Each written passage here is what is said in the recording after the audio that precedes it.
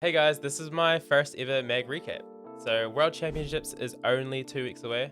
So teams are forming from all of the countries and athletes are getting ready to head to Jakarta, Indonesia. One important thing to note about this World Championships is that it is a special one. Every year after an Olympics, the yearly World Championships doesn't host a team event. This means athletes traveling to Jakarta are competing for individual titles to the all-around and each apparatus. We're going to recap some recent comps, so keep this in mind as countries will be picking athletes from these competitions based on individual success rather than having a team in mind. First of all, thank you to Fry Fisher on Reddit and the Gymternet for your resources. These are where you can find results and season-long leaderboards and stuff, which help making videos like this a lot easier. They are linked below. First of all, I got to start off with my own home.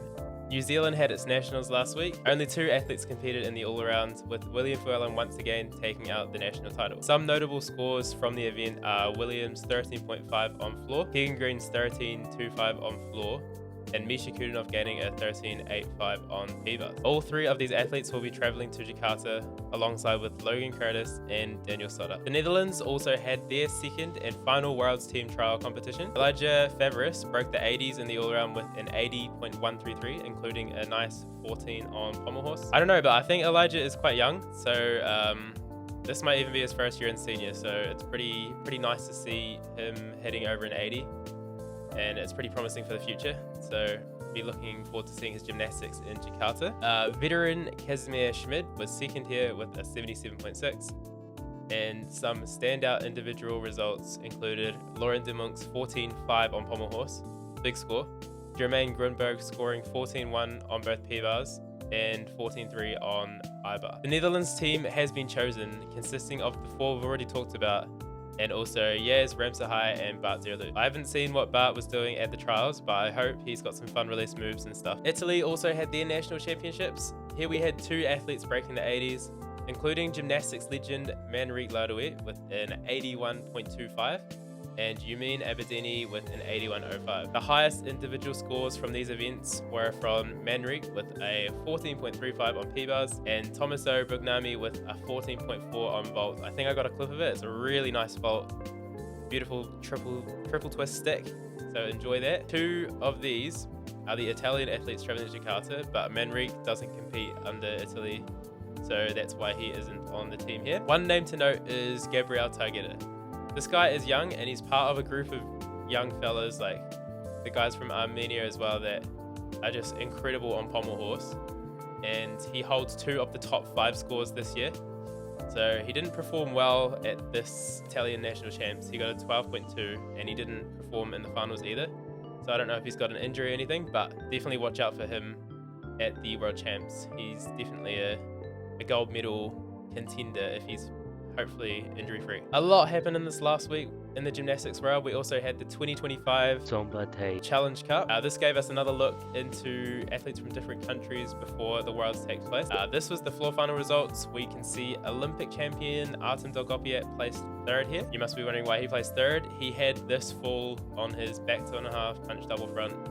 So to still get 3rd after a fall is pretty crazy. But if you look at his qualification score, he actually scored a 14.5 here, which is definitely worthy and capable of winning a gold, or at least medaling at the Worlds as well. So definitely watch out for Artem as he is traveling to the Worlds in a couple weeks. Spirit Arikan of Turkey won the pommels final with a 14.0, and it was nice to see veteran Philip Ude still competing and making finals. This guy is 39 years old and first won an Olympic silver medal in 2008. So we'll be seeing him again in Jakarta competing for Croatia in 2 weeks, which is exciting. I really should learn, if I'm going to do more of these videos, how to pronounce these names, but Mehmet Kosak, I think, from Turkey, he won rings with a 13.9. If you want to see the results and read through all the scores and stuff, just pause the video here. But I'm just going to keep moving on. We've got Neof. Man, how do you say that? Neophytos. Won the vault title with a 13.85. Fiat Arikan also won the parallel bars title with a 14.25. Scored a 14.7 in qualifications, which could win a world's medal. So watch out for him at the World Champs as well. And on high bar, we had a massive final. Milad Karimi with a massive 14.75. And some athletes have broken the 15 barrier on high bar this season.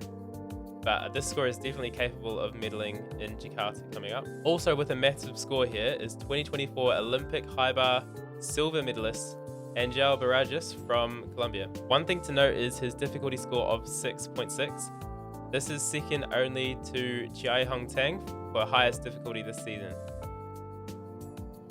This routine's pretty crazy, so we're gonna watch it together here to see how he got to that 6.6 difficulty value. Okay, he starts off with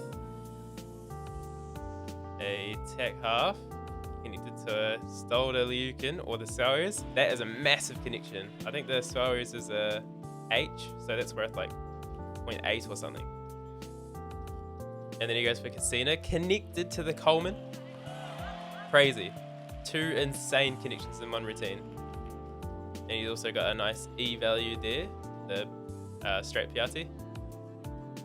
He's got another E value here, I believe. Tuck full twist, yep. And then he finishes with a double-double. Finishes with a double-double. So that's an E value as well. Absolutely insane routine. I think Chai Hong Tang does a triple back at the end of his routine. So if this guy was doing a triple back at the end of his routine, he would have the highest difficulty in the world. But absolutely insane routine. I think this high bar final is going to be insane in Jakarta. So watch out for this. And our last competition, but not least to go over, is the Russian National Championships. We had 3 athletes breaking the 80 mark, with the winner being Daniel Marinov.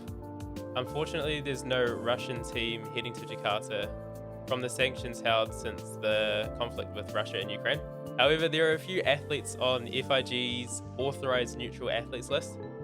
I don't really know what this means, if these guys can go to the Worlds or anything, but Daniel, the all-around winner, is on this list, as well as second place Alexander Katsev.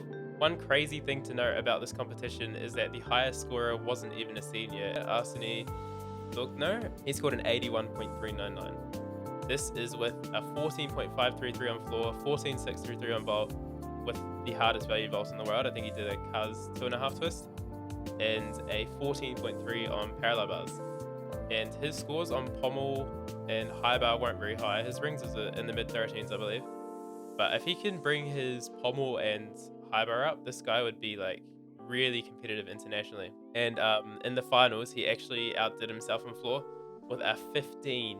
So this would be the highest score all season from all comps over like all countries this season, a 15. Very, very big routine. And here is, as you can see by the clip, he's got a triple double in it. He's got a D to D connection. Finishes with a double double layout. Like it's a really big routine, and it'll be interesting to see how this guy does internationally, if he can ever get to compete internationally against the other best in the world. Very exciting gymnastics. That's all for this Mag Catch Up. I'm going to include an Instagram clip of the week at the end of all these videos, and today's video actually has 2. I was originally going to pick Mason Forges, who absolutely stomped a triple back on floor. So this guy looks super young, so well done to Mason. That's it's very exciting. I'm looking forward to seeing what you do in the future. And just before I finished getting together what I wanted for this video, I saw Joshua Khan's upload a video of him doing a pagan connected to a casino, which is already ridiculous, and then connecting it to a Coleman as well. And everyone that I showed was like, whoa, when he connected that casino, not knowing that he was going to connect another Coleman after that. So that's an insane connection. With Worlds coming up, I'll go into more detail next episode on who to look out for when watching and my own podium predictions. I hope to put out a few videos during the Worlds week to give you guys a quick spot to catch up on all the important bits of the World Champs. But until then, thanks for watching.